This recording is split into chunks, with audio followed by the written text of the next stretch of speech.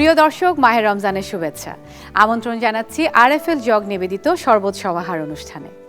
আমি রিচি সোলাইমান পুরো রমজান মাস জুড়ে থাকছি আপনাদের সঙ্গে বাহারি সব শরবত নিয়ে। আজ আমি তৈরি করে দেখাচ্ছি বাঙ্গির শরবত। বাঙ্গির শরবত তৈরি করার জন্য যা যা ইনগ্রেডিয়েন্টস লাগবে তা আগে দেখিয়ে নিচ্ছি। বাঙ্গি, বিট লবণ, তরল দুধ, একটু বরফ কুচি আর মধু। দর্শক, তাহলে চলুন দেরি না করে আমরা কি করে তৈরি করব বাঙ্গির শরবত সেটা দেখে নিই।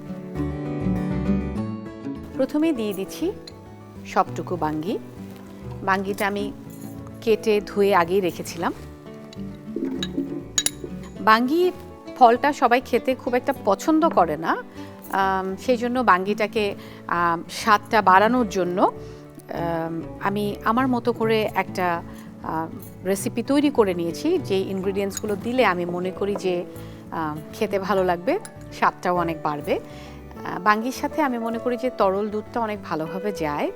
আমরা ফলটাও পাচ্ছি, সাথে দুধ আমরা সবাই জানি সুপার ফুড, দুধে সব কিছুই আছে এবং সারাদিন রোজা রাখার পর শরীর কিন্তু অনেক ক্লান্ত হয়ে যায়।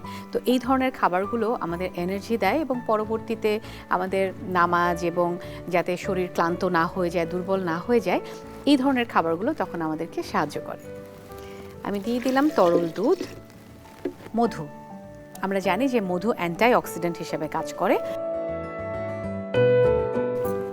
এখন আমি অ্যাড করে দিচ্ছি পানি। আমার পছন্দের জগ আরএফএল, আপনারা সবাই জানেন আরএফএলের জগ আমার খুব খুব প্রিয়।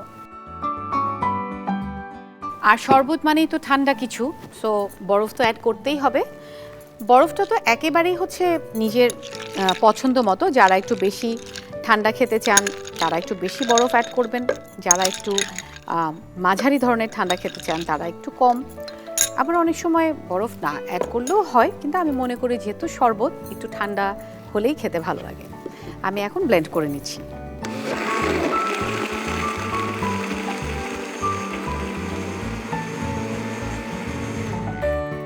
ব্লেন্ড করা হয়ে গেছে।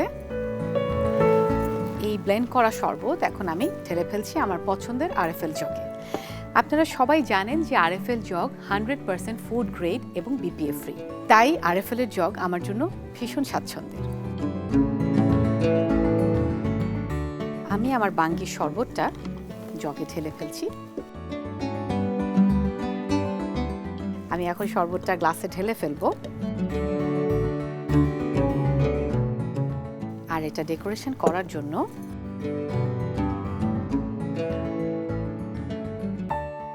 আমার শরবতটা যেহেতু একটু ইয়েলোইশ, আমি ইয়েলো আমব্রেলা নিয়েছি।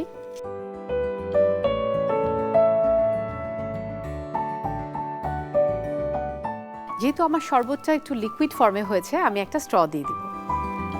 স্ট্রর ক্ষেত্রে আমি ট্রান্সপারেন্টটা চুজ করলাম, কারণ আমার কাছে মনে হচ্ছে যে এটার সাথে ট্রান্সপারেন্টটা অনেক ভালো যাবে। তৈরি হয়ে গেল আমাদের বাঙ্গির শরবত। আজ তাহলে এ পর্যন্তই। আরএফএল জগ নিবেদিত শরবত সমাহার অনুষ্ঠান থেকে আমি বিদায় নিচ্ছি, রিচি সোলাইমান। কাল আবারও দেখা হবে একই অনুষ্ঠানে একই সময়। আপনারা সবাই ভালো থাকবেন, সুস্থ থাকবেন, চোখ রাখবেন দীপ্ত টিভির পর্দায় এবং দীপ্ত টিভির ডিজিটাল প্ল্যাটফর্মে।